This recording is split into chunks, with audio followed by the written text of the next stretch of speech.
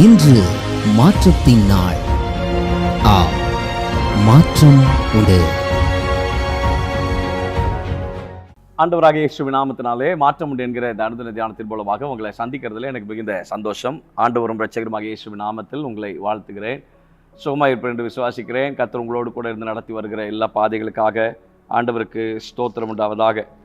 லேவியராகமத்தின் புஸ்தகம் 25வது அதிகாரம் 21வது வசனத்தை உங்களுக்கு முன்பதாய் காண்பித்துக் கொடுக்க பரிசுத்த ஆவியானவர் அனுக்கிரகம் செய்வாராக. Leviticus chapter number 25 verse number 21. நான் 6ஆம் வருஷத்திலே உங்களுக்கு ஆசீர்வாதத்தை அனுக்கிரகம் பண்ணுவேன், அது உங்களுக்கு 3 வருஷத்தின் பலனை தரும். I will command my blessing on you in the 6th year, so that it will produce a crop sufficient for 3 years. 4வது வசனத்தில் ஆண்டவர் சொல்கிறார், 7ஆம் வருஷத்திலோ கர்த்தருக்கென்று ஓய்ந்திருக்கும் ஓய்வு தேசத்திற்கு இருக்க வேண்டும்.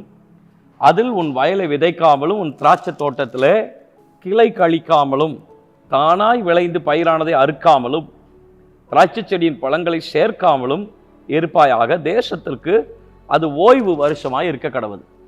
உடனே ஜனங்கள் ஒரு கேள்வி கேட்கிறார்கள் 20ஆம் வசனத்திலே, அப்படி என்றால் 7ஆம் வருஷத்தில் எதை புசிப்போம்? நாங்கள் விதைக்காமலும் விளைந்ததை சேர்க்காமலும் இருக்க வேண்டுமே என்று சொல்வீர்களானால், உடனே தான் 21ஆம் வசனத்தை சொல்கிறார், நான் 6ஆம் வருஷத்தில் உங்களுக்கு ஆசீர்வாதத்தை அனுக்கிரகம் பண்ணுவேன், அது உங்களுக்கு 3 வருஷத்தின் பலனை கொடுக்கும். இன்றைக்கு இந்த வார்த்தையை பரிசுத்த ஆவியானவர் உங்களோடு பேச வேண்டும் என்று என்னை ஆழமாய் உணர்த்தினபடினாலே உங்களுக்கு முன்பதாக இந்த வார்த்தையை நான் வைக்கிறேன். இதை பார்த்து கொண்டிருக்கிற அநேகருக்கு இந்த வார்த்தை இன்றைக்கு ஒரு தீர்க்க தரிசனமான வார்த்தையை அமையட்டும் என்று நான் ஜெபிக்கிறேன். கர்த்தருக்கு மாத்திரம் உண்மையாக தேவனுக்கு கொடுக்க வேண்டிய நேரத்தை, கர்த்தருக்கு கொடுக்க வேண்டிய கனத்தை, கர்த்தருக்கு கொடுக்க வேண்டிய மகிமையில உண்மையாக நீங்கள் இருப்பீர்கள் சொன்னால், தேவன் தம்முடைய பிள்ளைகளை பார்த்து சொல்கிறார், 6 வருஷங்கள் நீங்கள் செய்ய வேண்டிய வேலைகள் எல்லாம் செய்யுங்கள். 7ஆம் வருஷத்துல நீங்கள் ஒன்றும் செய்யக்கூடாது. அது கர்த்தருக்கு என்று ஓய்ந்து இருக்கக்கூடிய அந்த வருஷம். அதுல நீங்க எதுவுமே செய்ய வேண்டாம். நீங்க சைலண்டா கர்த்தரை மாத்திரம் நீங்க ஆராதிச்சா போதும், தேவனை மாத்திரம் துதிச்சா போதும், கர்த்தருக்கு கொடுக்கிற நேரத்தை மாத்திரம் நீங்க கொடுத்தா போதும்.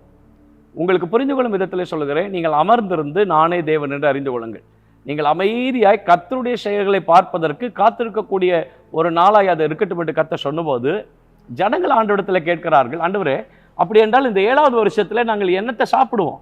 எதையுமே விதைக்கவில்லை என்றால், எதையுமே அறுக்கவில்லை என்று சொன்னால் நாங்கள் எதை சாப்பிடுவோம்னு சொல்லும்போது, கர்த்தர் அவ்வளவு ஞானமற்றவரா? இஸ் an omnipotent God இல்லையா? omniscience God. பைபிள் சொல்லுது 21ஆம் வசனத்தில் சொல்கிறார், 6வது வருஷத்துல 3 வருஷ பலனை நான் உனக்கு தந்துருவேன். 6ஆம் வருஷத்துல உங்களுக்கு ஆசீர்வாதத்தை அனுக்கிரகம் பண்ணுவேன், அது உங்களுக்கு 3 வருஷத்தின் பலனை கொடுக்கும். என்னைக்கோ நடக்க போகிற காரியத்தை கர்த்தர் சமீபமாக்கி துரிதப்படுத்தி கர்த்தருடைய கிரியைகளை மிக சீக்கிரமாக துரிதமாக கர்த்தர் உங்கள் வாழ்க்கையை செய்து முடிப்பதற்கு தரிசனத்தை கொடுக்கும் போதே டைம் செட் பண்ண ஆண்டவர் நம்முடைய ஆண்டவர். அதனால தான் ரொம்ப அழகா எழுதுகிறார், குறித்த காலத்திற்கு தரிசனம் வைக்கப்பட்டிருக்கிறது, அது முடிவில் விளங்கும், அது பொய் சொல்லாது, அது தாமதித்தாலும் அதற்கு காத்திரு, இனி அது தாமதியாது. ஏனென்றால் தரிசனத்தை கொடுக்கும் போதே டைம் செட் பண்றார் தேவன். கர்த்தருக்கு கொடுக்க வேண்டியதை நீங்க உண்மையா அவருடைய நேரத்தில் உண்மையா இருங்க. தேவனுக்கு கொடுக்க வேண்டிய கனத்தையும் மகிமையும் உண்மையாய் அவருக்கு செலுத்துங்கள். உங்களுக்கு வர வேண்டிய நன்மைகளை பற்றி நீங்கள் யோசிக்கவே வேண்டாம். அதை கர்த்தர் ஏற்கனவே யோசித்து விட்டார். கர்த்தர் சொல்ற 7வது வருஷத்துல நீ சைலண்டா இருக்கிறன்னா உன்னை நான் பட்டினி போட மாட்டேன். அந்த 6வது வருஷம் உனக்கு 3 வருஷ பலனை கொடுக்கும். இன்னும் நீங்கள் புரிந்து கொள்ளக்கூடிய விதத்தில் நான் சொல்கிறேன், ஆழத்தின் மேல் வலையை போய் போடுன்னு சொல்றார் ஆண்டவர். ராம் முழுவதும் பிரயாசப்பட்ட ஒன்றும் கிடைக்கலன்னு அடுத்த 12 மணி நேரத்தில் வேலைக்கு போகணும், ஆகவே வலைகளை அலசி கொண்டிருக்கிறான் பேதுரு. ஆனால் தேவன் சொன்ன வார்த்தையின்படி செய்த போது இரவிலே கிடைக்க வேண்டிய எல்லா மீன்களும் பகலிலேயே அவனுக்கு கிடைத்ததே. தீர்க்கதரிசி ஊழியக்காரன் இடத்துல சொல்லும்போது சொல்லுகிறார், நாளை இந்நேரத்தில் ஒளிமுக வாசலிலே 1 மரக்கால் கோதுமை மா 1 சேக்கலுக்கும் விற்கப்படும் கர்த்தருடைய வார்த்தையின்படி சொல்றாரு. கர்த்தர் அதை செய்தாரு. நேரங்களும் காலங்களும் கர்த்தருடைய கரத்தில் உண்டு. உங்களுடைய காரியங்களையோ உங்களுடைய எதிர்காலங்களையோ உங்களுக்கு என்ன சம்பவிக்க வேண்டும், என்ன நடக்க வேண்டும், உங்களுக்கு என்ன செய்ய வேண்டும், எல்லா கர்த்தர் அறிந்து வைத்திருக்கிறார். எல்லா கர்த்தர் அறிந்து வைத்திருக்கிறார். சகலமும் ரைட் டைம்ல ஆன் டைம்ல கர்த்தர் கொண்டு வந்து சேர்ப்பார். ஆன் டைம்ல கொண்டு வந்து சேர்ப்பார். இன்னும் ஒருபடி மேலே போய் நான் சொல்கிறேன், ஆன் டைம் அல்ல, அதற்கு முன்பதாகவே தேவன் தம்முடைய கிரியைகளை உங்கள் வாழ்க்கையிலே செய்து முடிப்பார். 7வது வருஷத்தின் பலன் 7வது வருஷத்தில் அல்ல, 6வது வருஷத்திலேயே 3 வருஷ பலனை கொடுத்தவர்.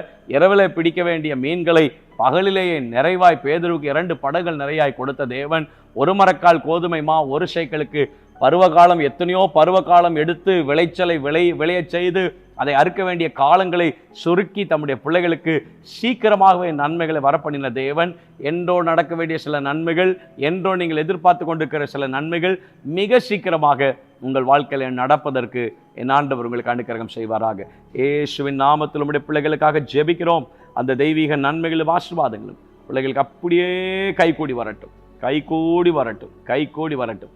பரலோகத்தின் தேவனானவர் எங்களுக்கு காரியத்தை கைகூடி வர பண்ணினார் என்று தைரியமாய் கம்பீரமாய் சொல்லத்தக்கதாய் பிள்ளைகளை ஆசீர்வதித்து கனப்படுத்தும், மேன்மைப்படுத்தும். இயேசுவின் நாமத்தில் ஜெபிக்கிறோம் நல்ல பிதாவே, ஆமென். May God bless you.